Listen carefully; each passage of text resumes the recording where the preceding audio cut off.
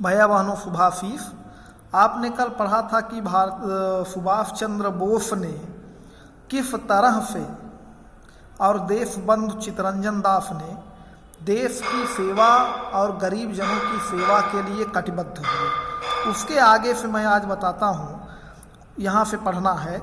उस समय सुभाष चंद्र बोस 27 वर्ष के नवयुवक थे। उन्होंने सड़कों के नाम भारतीय महापुरुषों के नाम पर रखवाया। नगर निगम को जनता की सेवा का माध्यम बनाया। जब ये दोनों लोग नगर निगम का चुनाव जीत गए तो देशबंधु चित्तरंजन दास मेयर बने, जिसे महापौर कहा जाता है, और ये भी उसमें सहयोग किया। और सुभाष चंद्र बोस मुख्य कार्यकारी अधिकारी बने, तो उन्होंने ये सारा काम करवाया। इससे उनकी कार्यशैली और समर्पण की भावना का पता चलता है। पंजाब और बंगाल के क्रांतिकारियों ने अंग्रेजों की नाक में दम कर रखा था। ये क्रांतिकारी गांधी के अहिंसात्मक आंदोलन में विश्वास नहीं रखते थे। वे अंग्रेजों द्वारा किए जा रहे क्रूरतापूर्ण अत्याचारों का मुंहतोड़ उत्तर देते रहते थे। अंग्रेजों ने इन क्रांतिकारियों के विरुद्ध कानून बनाया। सुभाष को इस कानून के अंतर्गत 25 अक्टूबर 1924 को गिरफ्तार कर लिया गया। उन्हें म्यांमार की मांडले जेल में भेज दिया गया। वह जेल नरक के समान थी। सुभाष वहां अस्वस्थ हो गए। सरकार ने उन्हें 16 मई 1927 को रिहा कर दिया।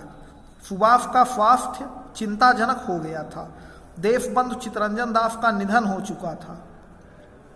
सन 1929 में वो कोलकाता नगर निगम के महापौर निर्वाचित हुए।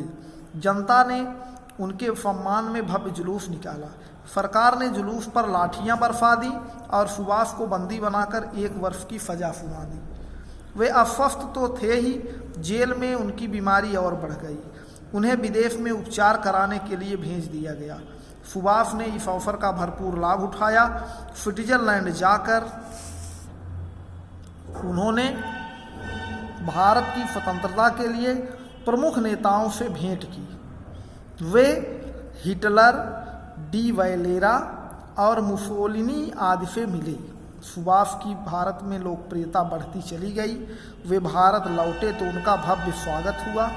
इससे घबराकर सरकार ने उन्हें पुनः बंदी बना लिया। जेल में वे फिर अस्वस्थ हो गए।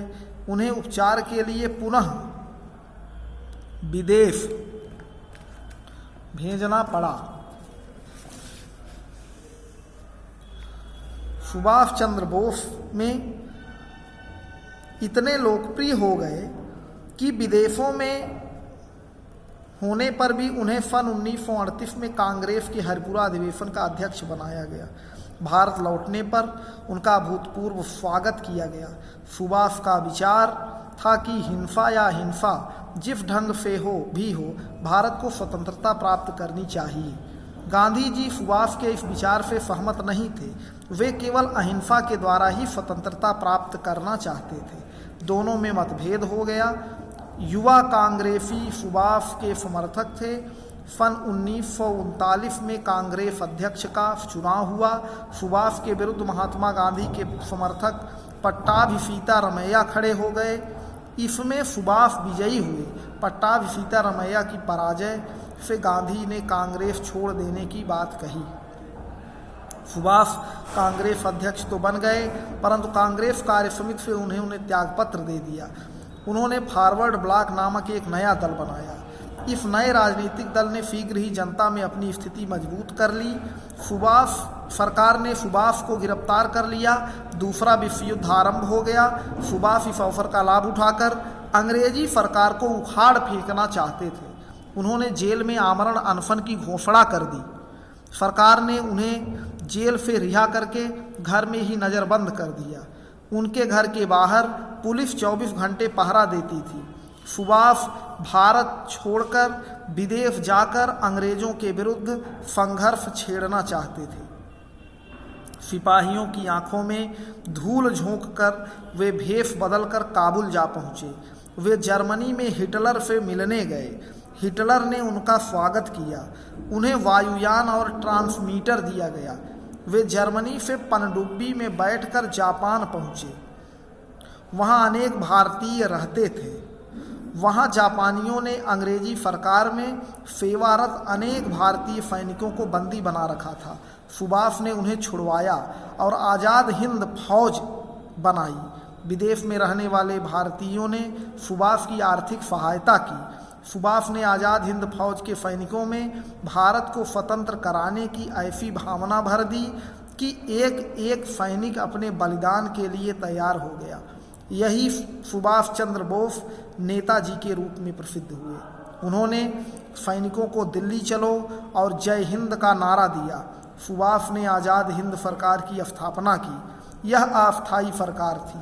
आज़ाद हिंद फौज की अलग अलग ब्रिगेड बनी थी। इनके नाम गांधी, सुभाष और लक्ष्मीबाई आदि रखे गए। सुभाष ने सैनिकों को संबोधित करते हुए कहा था, तुम मुझे खून दो, मैं तुम्हें आज़ादी दूंगा। इन सैनिकों ने अंग्रेजी सेना पर आक्रमण कर दिया।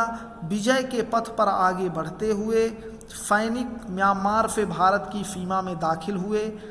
मणिपुर के इम्फाल नगर में मोइरंग नामक स्थान पर इन्होंने भारतीय तिरंगा लहरा दिया। इस बीच जापान से सहायता मिलनी बंद हो गई। अंग्रेज़ों से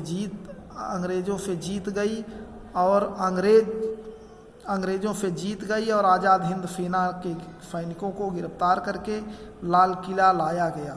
उन पर मुकदमा चलाया गया, परंतु सभी को रिहा कर दिया गया। सुभाष चंद्र बोस का कहीं पता नहीं था। इसी बीच 23 अगस्त 1945 को टोक्यो से समाचार प्रसारित किया गया कि विमान दुर्घटना में सुभाष का निधन हो गया है। इस पर किसी को विश्वास नहीं हुआ। नेताजी सुभाष चंद्र बोस की मृत्यु आज तक रहस्य बनी हुई है। कुछ लोगों ने सप्रमाण सिद्ध किया कि सुभाष चंद्र बोस साइबेरिया की जेल में थे। कुछ कहते हैं कि वे संत के रूप में भारत में देखे गए। नेताजी सुभाष चंद्र बोस जैसे महापुरुषों के विषय में अनेक कथाएं प्रचलित हो जाती हैं। 15 अगस्त 1947 को भारत स्वतंत्र हुआ। नेताजी सुभाष चंद्र बोस का स्वप्न साकार हुआ। वे ऐसे महान नेता थे जो पल पल इस देश के लिए जिए। ऐसे बलिदानी जन जन के हृदय में सदा निवास करते हैं। तो ये पाठ समाप्त हो गया भैया बहनों। आप इसको पढ़ लीजिएगा। कल हम आपको इसके अभ्यास प्रश्नों को बताएंगे। तब तक के लिए धन्यवाद।